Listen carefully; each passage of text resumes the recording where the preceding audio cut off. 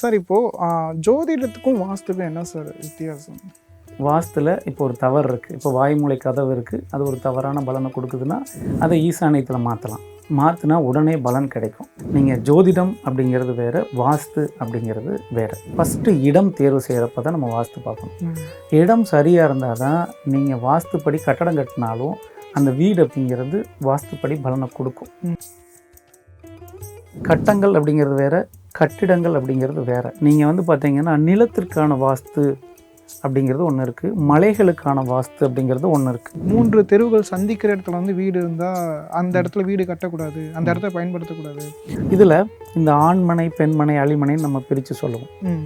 இப்போது ஒரு ரோடு போய் முடியுது, இப்போது ஒரு இன்றைக்கி மனப்பிரிக்கிறப்போ இந்த முட்டுச்சந்து இல்லாத இடம் கொடுக்குன்னு சொல்லி கேட்க முடியாதுல்ல. இன்னொன்று இந்த மாந்திரிக புத்தகங்கள்னு சொல்லி தாந்திரிக புத்தகங்கள் ஏதாவது ஒரு புத்தகத்தை வாங்கி படிக்கிறாங்க. இதெல்லாம் மொத்தமாக போட்டு கலவையாக போட்டு குழப்பறாங்க.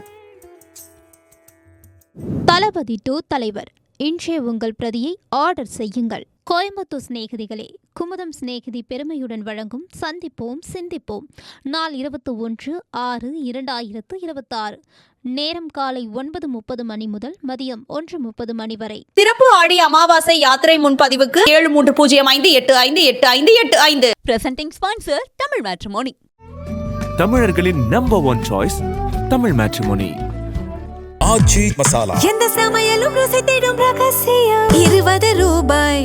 கிருஷ்ணமாச்சாரியா யோகம் மந்திரம் இணைந்து வழங்கும் யோகம் தரும் யோகா ஆன்லைன் யோகா பயிற்சி வகுப்புகள். பயிற்சியில் பங்கேற்க இங்கே ஸ்கேன் செய்து இணைந்து கொள்ளவும். தென்னாடுடைய சிவனை போற்றி, எந்நாற்றவர்க்கும் இறைவா போற்றி. குமுதம் பக்தி நேயர்களுக்கு வணக்கம். பொதுவாகவே வாஸ்து சார்ந்து வந்து பார்த்திங்கன்னா பல பேருக்கு பல சந்தேகங்கள், பல ஐயங்கள் இருக்குது. அதை நிவர்த்தி செஞ்சுக்கிறதுக்கு ஒரு தகுதியான ஒரு சிறந்த வல்லுநரை இன்றைக்கி நம்ம பார்க்க போகிறோம். வாஸ்து சர்க்குரு திரு தங்கதுரை ஐயா அவர்களை சந்திக்கிறோம். ஐயா வணக்கம். குரு வாழ்க, குருவே துணை. சார் இப்போது ஜோதிடத்துக்கும் வாஸ்துக்கும் என்ன சார் வித்தியாசம்? ஜோதிடம் அப்படிங்கிறது பார்க்கலாம், அதில் மாற்றவே முடியாது. இப்போது உங்களுக்கு சிம்ம ராசி அப்படின்னா அந்த சிம்ம ராசிக்கான பலன் என்னவோ பேசிக்காக தான் கொடுக்கும். அதே போல் தான் லக்கணம், என்ன லக்னம் இருக்கும் அந்த லக்கணத்துக்கான பலன் அப்படிங்கிறத வாழ்க்கை முறை கொடுக்க தான் செய்யும்.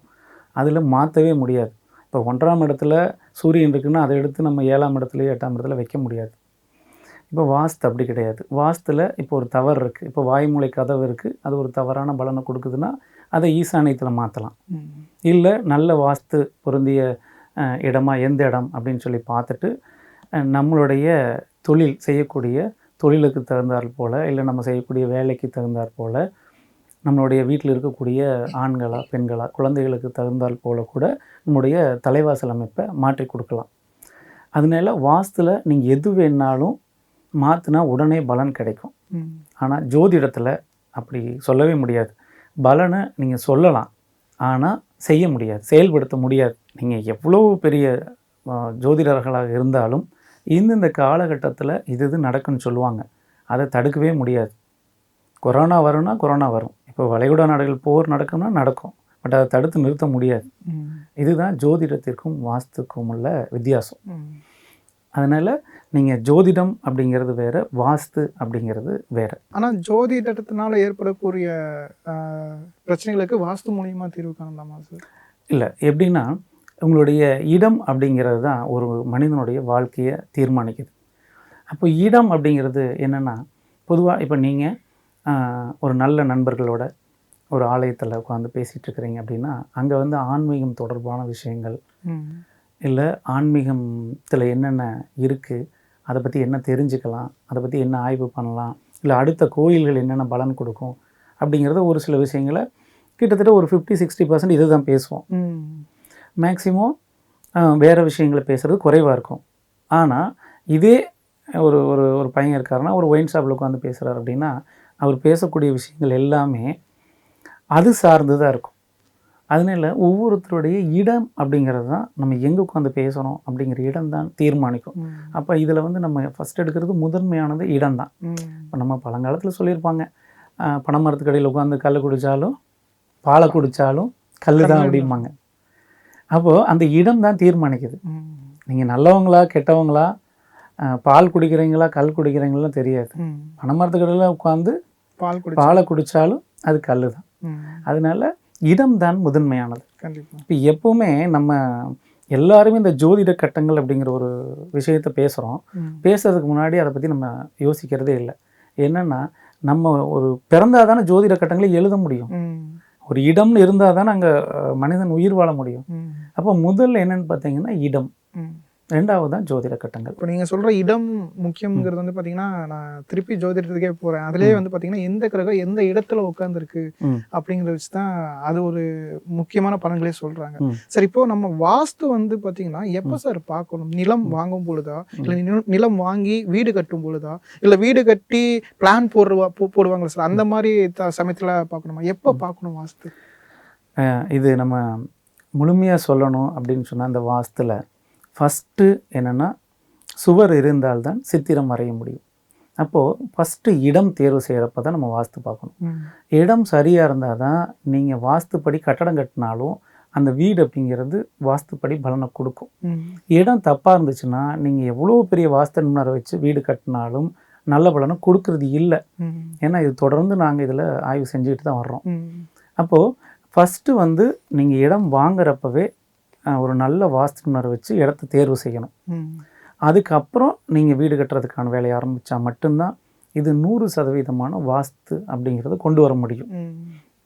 அப்போ இடம் அப்படிங்கிறது எப்படி வாங்கிறது அப்படிங்கிறதுலையும் நிறைய பேருக்கு குழப்பம் இருக்கும். இன்னொன்று அது என் பூர்வீக இடம், எங்கள் தாத்தா சம்பாதிச்ச சந்ததி வழியாக வந்த இடங்களாக கூட நிறைய இடத்துல இருக்குது. அப்போ அந்த இடங்களை நம்ம தேர்வு செய்கிறப்ப அது வந்து நம்ம விவசாய நிலமா, இல்லை கட்டாந்தரையாக இருக்கக்கூடிய இடமா, இல்லை தரிசு நிலமாக இருந்ததா, இல்லை ஏதாவது ஒரு முள்ளண்டிய புதர்கள் காடுகள் மாதிரி இருந்து அதை சுத்தம் பண்ணி அங்கே வீடு கட்டலான்னு இது இடம் ரெடி பண்ணுறோமா அப்படிங்கிறது இடத்த பார்க்கணும். அப்போ நம்ம எப்படி இடத்த தேர்வு செய்யணுங்கிறது ஒரு நல்ல வாஸ்து நிபுணராக, அனுபவம் பெற்ற வாஸ்து நிபுணராக இருந்தாங்கன்னா ரொம்ப சிறப்பு. அதனால் ஃபஸ்ட்டு இடத்தை தேர்வு செய்யணும். அதுக்கப்புறம் தான் நம்ம வீட்டுக்கு பிளான் போடுறதோ கட்டடம் கட்டுற வேலைகளோ ஆரம்பிக்கணும். Okay sir. சரி, இப்போது சில பேர் வந்து வாஸ்து நிபுணர்களை கலந்தாலோசிக்காமல் என்னோட ஜாதகத்துக்கு வந்து இந்த பக்கம் வடக்கு தலைவாசல் வச்சு வீடு இருந்தால் நல்லாயிருக்கும், ஏன்னா என்னோட ஜாதகப்படி எனக்கு கிழக்கு வாசல் இருந்தால் நல்லாயிருக்கும்னு யோசிக்கிற சொன்னாங்க அப்படின்னு சொல்லிட்டு அவங்களே முடிவு பண்ணிட்டு போயிடுறாங்க சார். அந்த மாதிரி போனதுக்கு அப்புறமேட்டுக்கு நிறைய பிரச்சனைகளும் சந்திக்கிறாங்க. அப்படி போகிறது சரியா, நல்லதா சார்? சார் இது எப்படின்னு கேட்டிங்கன்னா, இன்றைய காலகட்டங்களில் இந்த ஜோதிடர்கள் எப்போ இந்த வாஸ்துக்கு வந்தாங்களோ அதுக்கப்புறம் தான் இது மாதிரி மிகப்பெரிய குழப்பங்கள்லாம் இருக்குது. அந்த காலத்துலேயும் பார்த்தீங்கன்னா ஜோதிடர்கள் நிறைய இருந்தாங்க, ஆனால் வாஸ்து பற்றி பேச மாட்டாங்க. வாஸ்து நிபுணர்கள்னு தனியாக இருந்தாங்க, அவங்க வாஸ்து மட்டும் பற்றி சொல்லுவாங்க. என்ன காரணம்னு பார்த்தீங்கன்னா, ஒரு வீட்டில் வந்து ஒரு 2 குழந்தைகள் 3 குழந்தைகள் இருக்கிறாங்க, அப்பா அம்மா இருக்காங்கன்னா கிட்டத்தட்ட 5 பேர் ஆச்சு. இப்போ 5 பேரில் யாருடைய ஜாதகத்தை வச்சு வீடு கட்டுவீங்க? இப்போ அப்பாவோட ஜாதகத்தை வச்சு கட்டினீங்கன்னா இவங்களுடைய பெர்த் படி மகனுக்கு ஆகாதுன்னு இருந்தால் என்ன பண்ணுவீங்க? சப்போஸ் நீங்கள் மகனோட ஜாதகத்தை வச்சு கட்டினீங்கன்னா அம்மாவுக்கு ஆகாதுன்னா என்ன பண்ணுவீங்க? அப்போ இது எப்படி ஒரு தனிநபருடைய ஜாதகத்தை மட்டும் வச்சு வீடு கட்டுறது, இது எந்த வகையில் சரி? அப்போ இது முழுக்க தவறு. இன்னைக்கு ஜோதிடத்துறையில் இருக்கிறவங்க ஏதாவது ஒரு விஷயத்த சொல்லணும், பேசணும். இந்த வாஸ்துல நானும் வாஸ்து தெரியும், எனக்கும் தெரியும் அப்படின்ற மாதிரி நம்ம வடிவேல் ஐயா சொல்கிற மாதிரி இவங்க வந்து எனக்கும் வாஸ்து தெரியுற மாதிரி ஏதாவது ஒன்று அடிச்சு விட்றாங்க. பட் அப்படிலாம் கிடையாது. பியூர்லி வாஸ்து அப்படிங்கிறது வேற, ஜோதிடம் வேற, கட்டங்கள் அப்படிங்கிறது வேற, கட்டிடங்கள் அப்படிங்கிறது வேற. நீங்கள் கட்டங்கள் அப்படிங்கிறது நவகிரகங்களை அடிப்படையாக கொண்டது, கட்டிடங்கள் அப்படிங்கிறது பஞ்சபூதங்களை அடிப்படையாக கொண்டது. இது ரெண்டையும் போட்டு குழப்பிக்கிறது. அப்படி குழப்பை பண்ணவே கூடாது. நீங்கள் பொதுவான ஒரு முறையை எடுத்து பண்ணினாலே இந்த வாஸ்து 100% வேலை செய்யும். இப்போது நீங்கள் வந்து பார்த்தீங்கன்னா நிலத்திற்கான வாஸ்து அப்படிங்கிறது ஒன்று இருக்குது, மலைகளுக்கான வாஸ்து அப்படிங்கிறது ஒன்று இருக்குது. இது ரெண்டுமே மாறுபடும். இப்போ என்ன பண்ணுறாங்கன்னா வாஸ்து நிபுணர்கள் எல்லாமே எல்லாத்துக்கும் ஒரே வாஸ்து முறையை அப்ளை பண்ணுறாங்க. அப்போ என்னன்னு பார்த்தீங்கன்னா நிலம் அப்படிங்கிறது முடிஞ்ச அளவுக்கு சமதளமாக இருக்கும், லைட்டாக மேடு பள்ளங்கள் இருக்கும். ஆனால் மலைகள் எடுத்தீங்கன்னா ஒன்று தெற்கு சரிவாக இருக்கும் அதிகமாக, இல்லை வடக்கு சரிவாக இருக்கும், இல்லை மேற்கோ கிழக்கோ சரிவாக இருக்கும். இப்படி தான் அந்த மலைப்பகுதியில் இருக்கும். அப்போது ஒரு மனிதனுக்கு நீங்கள் ஒரு மேசராசியாக இருக்கிறீங்க, கிழக்கு பார்த்து கட்டுங்கன்னு சொல்கிறாங்கன்னு வச்சுக்கோங்க. இப்போ கிழக்கு பகுதியில் உயரமான மலை இருக்குது. அப்போ நீங்கள் எப்படி கிழக்கு பார்த்து அந்த இடத்துல வீடு கட்ட முடியும்? கரெக்ட். அப்போ கிழக்கு பார்த்து கட்டுறப்ப ஆணுடைய வளர்ச்சி அப்படிங்கிறது முற்றிலுமாக தடைப்படுது. அப்போ தனிப்பட்ட ஜாதகம், தனிப்பட்ட ஒருவருடைய வச்சு வீடு கட்டுறதை முற்றிலும் தவிர்க்கணும். அது முழுக்க முழுக்க தவறு. அது நம்மளுடைய இவருடைய வாழ்க்கையை மட்டும் இல்லை, அவருடைய சந்ததியிலுடைய மொத்த வாழ்க்கையுமே அந்த கட்டங்கள் அப்படிங்கிறது அழிச்சிரும். ஓகே. அதனால் அப்படி பண்ணவே கூடாது. ஓகே. நீங்கள் எந்த திசை வேணாலும் பண்ணலாம். 4 திசைகளுமே நல்ல திசைகள் தான், எதுவுமே கெட்ட திசைகள் கிடையாது. இப்போ கிழக்கு சூரியன் எடுத்தீங்கன்னா வடக்கு வந்து குபேரன் இருக்காரு, தெற்கு எடுத்தீங்கன்னா சந்திரன் குரு இருக்காரு, மேற்கு எடுத்தீங்கன்னா உங்களுக்கு சனியோட ஆதிக்கம் நிறைஞ்சிருக்கு. அப்போது இந்த 4 திசைகளுமே ஒரு அற்புதமான திசைகள் தான். இதை வந்து நம்ம திசைகளை நம்ம குறைச்சி மதிப்பிட வேணும் அப்படிங்கிற அவசியமே இல்லை. எந்த திசைகளில் வேணாலும் கட்டலாம். தனி மனித ஜாதகத்தை வைத்து கட்டவே கூடாது. சார், இப்போது நீங்கள் சொன்னப்போ தான் எனக்கு ஒரு விஷயம் புதுசாக தெரிஞ்சுக்கிட்டேன் சார். இப்போது ஜாதகத்தில் வந்து பார்த்திங்கன்னா ஒவ்வொரு காரகத்துவம் இல்லை லக்னம் அதிபதி அந்த மாதிரிலாம் இருக்கும். அந்த மாதிரி வாஸ்துவில் வந்து பஞ்சபூதங்கள் தான் வந்து ஒரு முக்கியமான இடத்தை வந்து வகிக்குது அப்படிங்கிறத சொன்னீங்க. இப்போது யார் யாருக்கு இவங்களுக்கு இந்த பஞ்சபூதங்களுடைய ஆதிக்கம் இருந்தால் நல்லாயிருக்கும் அப்படிங்கிற மாதிரியான விஷயங்கள் ஏதாவது இருக்கா சார் வாஸ்துவில்? நிச்சயமா. இப்போது ஒரு வீட்டில் ஆண் குழந்தைகள் மட்டும் இருக்கிறாங்க அப்படின்னா அவர்களுக்கு சூரியனுடைய சக்தி வேணும். ஓகே. ஏன்னா ஆண் தான் சூரியன். அப்போ சூரிய சக்தி இருந்தால் தான் அந்த ஆண் அப்படிங்கிறவங்களுக்கு சொல்லு, செயல், வெற்றிகள், முன்னேற்றங்கள் இப்படி அபரிவிதமாக கொடுக்கக்கூடியது சூரியன் தான். அப்போ அவங்களுக்கு சூரியன் பவர்ஃபுல்லாக கொடுக்கணும். இதே பெண் அப்படின்னு எடுத்துட்டிங்கன்னா பொதுவாகவே சந்திரனோட ஆதிக்கம் அப்படின்னு சொல்லுவோம், செவ்வாயோடைய ஆதிக்கம் நிறைந்தவர்கள். அப்போது பெண்களுக்கு அப்படின்னு பார்த்தீங்கன்னா 3 திசை எடுக்கலாம். ஆணுக்கு ஒரு திசை தான் பவர்ஃபுல்லு.